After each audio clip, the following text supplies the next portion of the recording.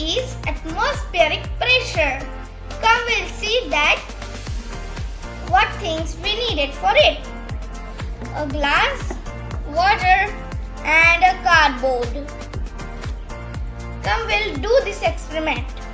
Take water and fill it to the end like this. And we will take a cardboard and put it on the glass. And we will catch the glass like this and firstly turn it off. This. And then we will slowly leave your hand like this. Wow, why the cardboard is not coming down? This happens because atmospheric pressure acting upward direction balance. The downward force of the water acting on the cardboard remains in a position.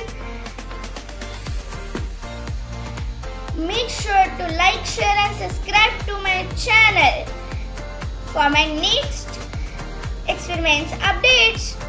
Thank you. See you soon guys. Bye.